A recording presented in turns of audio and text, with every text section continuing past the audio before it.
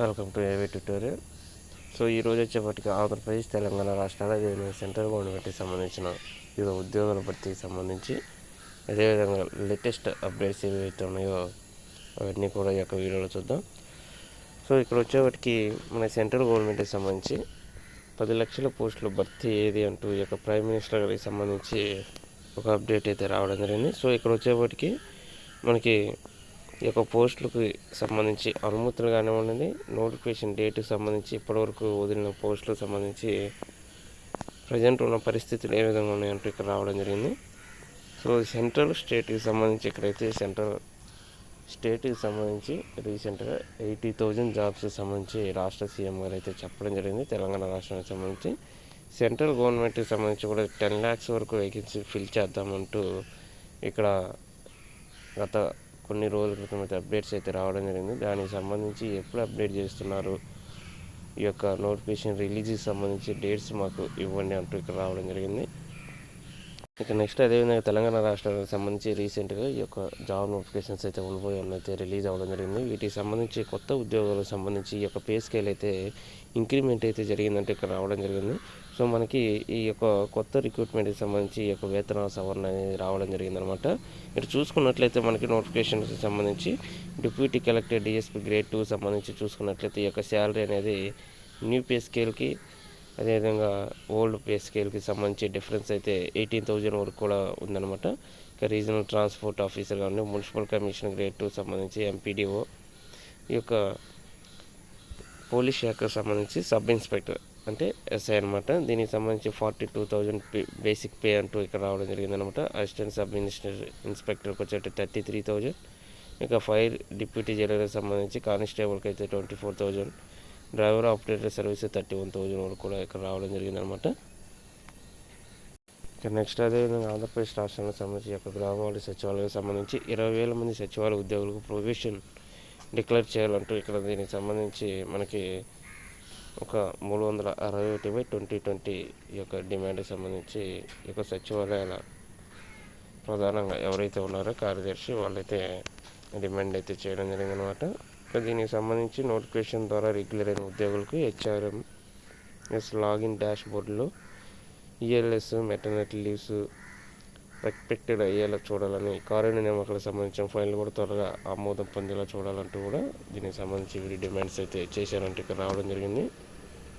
ఇంకా అదేవిధంగా మనకు అనంతపురం డిస్ట్రిక్ట్కి సంబంధించి ఈ యొక్క సచివాలయ వ్యవస్థలకు సంబంధించి కొత్త భవనాలు ప్రారంభించారంటే ఇక్కడ రావడం జరిగింది. ఇక్కడ ప్రధానంగా వచ్చేదైతే రైతు భరోసా కేంద్రాలు, హెల్త్ సెంటర్స్కి సంబంధించి కొత్తగా నిర్మించినటువంటి యొక్క భవనాలను ఓపెన్ చేశారు లోకల్ ఎమ్మెల్యే అంటే ఇక్కడ రావడం జరిగింది. సో దీంట్లో సంబంధించి మనకి ఇంకా ఏమేమి కడుతున్నారంటే ఇక్కడ మీకు చాలా క్లియర్గా చూపిస్తున్నా.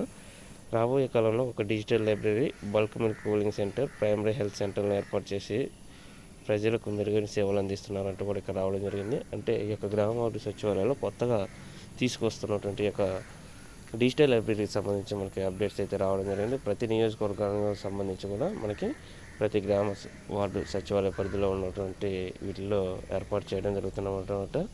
ఇవి ప్రజెంట్ అయితే బిల్డింగ్ కన్స్ట్రక్షన్స్ అయితే స్టార్ట్ అయిన వేగవంతంగా. వీటిని ఎప్పుడైతే కంప్లీట్ అవుతాయో దీనికి సంబంధించిన నోటిఫికేషన్ కూడా మనకు వస్తుందంటూ 4,000 ఈ యొక్క డిజిటల్ లైబ్రరీ కొత్తగా నిర్మిస్తున్నామంటూ కూడా ముందుగా అమల్లోకి తీసుకొస్తున్నామంటూ విద్యాశాఖ మంత్రి గారు బొత్స సత్యనారాయణ గతంలో కూడా చెప్పడం జరిగింది. దానికి సంబంధించి కూడా మనం వీడియోలో చాలా క్లియర్గా చెప్పడం జరిగింది.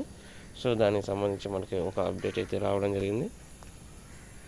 నెక్స్ట్ డిఎస్సి 1998 అభ్యర్థుల సమస్యలపై సీఎంతో మాట్లాడుతూ అంటూ ఈ యొక్క తెలంగాణ రాష్ట్రానికి సంబంధించి రీసెంట్గా ఆంధ్రప్రదేశ్ రాష్ట్రానికి సంబంధించి వీరికి నోటిఫికేషన్ అప్పట్లో రిలీజ్ అయ్యి ఈ యొక్క జాబులు ఇంకా ఫిల్ చేయబడంతో దానికి సంబంధించి ఒక పరిష్కార మార్గం అయితే చూపించడం జరిగింది. ఇక తెలంగాణ రాష్ట్రంలో కూడా దీనికి సంబంధించి ఒక పరిష్కార మార్గం అనేది చూపించాలంటూ వీరైతే వారి యొక్క రిక్వెస్ట్ని అయితే తెలియజేయడం జరిగింది. ఇక తెలంగాణ రాష్ట్రానికి సంబంధించి ఈ యొక్క సింగరేణికి సంబంధించి సింగరేణిలో జూనియర్ అసిస్టెంట్ ఉద్యోగుల భర్తీకి నోటిఫికేషన్ అయితే గతంలో రిలీజ్ అవ్వడం జరిగింది. అయితే ఈ యొక్క పరీక్షల విధి విధానాల్లో ఫలితాల్లో అవకతవకలు జరిగాయని దీనికి సంబంధించి పిటిషన్ అయితే రావడం జరిగింది. దానికి సంబంధించి అయితే ప్రజెంట్ ఈ యొక్క ఉద్యోగుల భర్తీకి సంబంధించి బ్రేక్ అయితే వచ్చిందంటూ 177 అసిస్టెంట్ గ్రేడ్ 2 క్లర్క్ ఉద్యోగాలు అనమాట. దీనికి సంబంధించి దీనికి సంబంధించి ఒక క్లారిటీ వచ్చిన తర్వాత ఈ యొక్క రిజల్ట్ అయితే రిలీజ్ చేయడం జరుగుతుందంటూ కూడా ఇక్కడ రావడం జరిగింది. నెక్స్ట్ ఆంధ్రప్రదేశ్ రాష్ట్రానికి సంబంధించి ప్రతి మండలానికి కూడా 2 ఎంఈఓలను నియమిస్తున్నట్లు ఇక్కడ రావడం జరిగింది. దీనివల్ల కొత్తగా 692 పోస్టులు మంజూరు అంటూ కూడా ఆంధ్రప్రదేశ్ రాష్ట్రానికి సంబంధించి మనకి రీసెంట్గా అప్డేట్స్ అయితే రావడం జరిగిందనమాట. ఇక డిఎస్సికి సంబంధించి ఆంధ్రప్రదేశ్ రాష్ట్రానికి సంబంధించి పోస్టులు లెక్క కట్టాక డిఎస్సి అంటూ ఈ యొక్క శాసనమండలిలో ఎడ్యుకేషన్ మినిస్టర్ బొత్స సత్యనారాయణ గారు అయితే చాలా క్లియర్గా ఇక్కడ చెప్పారనమాట. ఇక దీనికి సంబంధించి నాడు నేడుకి సంబంధించి కూడా ఆయన కొన్ని అప్డేట్స్ గురించి ఇక్కడ మాట్లాడడం జరిగింది. ఇంకా మనకి రీసెంట్గా జరిగినటువంటి ఈ యొక్క ఆంధ్రప్రదేశ్ శాసనసభ సమావేశంలో రాష్ట్ర సీఎం గారు ఈ యొక్క సచివాలయ పరిధిలోకి తీసుకొస్తున్న కొత్తగా ఉన్నటువంటి ఈ యొక్క డిజిటల్ లైబ్రరీకి సంబంధించి ఈ యొక్క నిర్మాణం కానీ స్ట్రక్చర్ ఏ విధంగా ఉంటుంది, స్టాఫ్ని ఏ విధంగా రిక్రూట్మెంట్ చేసుకుంటాం అనే యొక్క ప్రతి విషయాలకు సంబంధించి ఇక్కడ సచివాలయంలో డిస్కస్ అయితే చేయడం జరిగిందనమాట. ఈ యొక్క శాసనసభలో చాలా క్లియర్గా డిజిటల్ లైబ్రరీ యొక్క నిర్మాణానికి సంబంధించి ఈ యొక్క వ్యవస్థ తీసుకొస్తున్నటువంటి కొత్త మార్పుల గురించి ఇక్కడైతే వివరించడం జరిగిందనమాట. నెక్స్ట్ అదేవిధంగా ఈ యొక్క 11,000 మంది కాంట్రాక్ట్ ఉద్యోగులు రెగ్యులర్ పీడిఎఫ్ ఎమ్మెల్సీలకు బొత్స హామీ అంటూ ఇక్కడ రావడం జరిగిందనమాట. సుమారు మనకి 1468 మంది కారుణ్య నియామకాల కింద పోస్టింగ్ ఇచ్చామని, ఎయిడెడ్ గురుకుల గ్రంథాలయ ప్రభుత్వ రంగ సంస్థల సిబ్బంది పదవి విరమణ వయసు 62 ఇయర్స్ వరకు కూడా పెంచుతున్నట్లు ఇక్కడ దీనికి సంబంధించి చెప్పడం జరిగిందనమాట. ఇంకా సీఎంకు కృతజ్ఞతలు తెలిపిన ఏపీఐసి అవుట్సోర్సింగ్ ఉద్యోగులు జీవో 7 అమలు ద్వారా జీతాలు పెంపు అంటూ కూడా ఇక్కడ దీనికి సంబంధించి మనకు అప్డేట్స్ అయితే రావడం జరిగింది. సచివాలయంలో అయితే రీసెంట్గా 85 అదనపు పోస్టులు మంజూరు అంటూ కూడా ఇక్కడ రావడం జరిగింది. ఈ సంబంధించి అదనపు కార్యదర్శులు అయితే 10, సంయుక్త కార్యదర్శులు 6, డిప్యూటీ కార్యదర్శులు 11, అసిస్టెంట్ కార్యదర్శులు 28, సెక్షన్ ఆఫీసర్లు 30 అనమాట.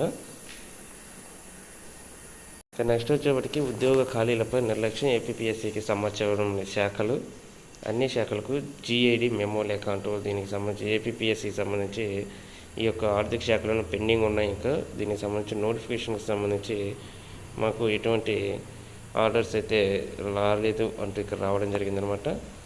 ఇంకా అదేవిధంగా అవుట్సోర్సింగ్ ఉద్యోగులను క్రమబద్ధీకరించాలంటూ దీనికి సంబంధించి మనకి ఈ యొక్క అవుట్సోర్సింగ్ ఉద్యోగులను క్రమబద్ధీకరించి ఇచ్చినటువంటి హామీని నిలబెట్టుకోవాలంటూ మనకి ప్రధానంగా అప్డేట్స్ అయితే రావడం జరిగిందనమాట. సో ఈ రోజు ఉన్నటువంటి అప్డేట్స్ ఇలాంటి మరిన్ని అప్డేట్స్ కోసం ఈ యొక్క ఛానల్ని లైక్ చేయండి, షేర్ చేయండి, సబ్స్క్రైబ్ చేయండి. Thank you.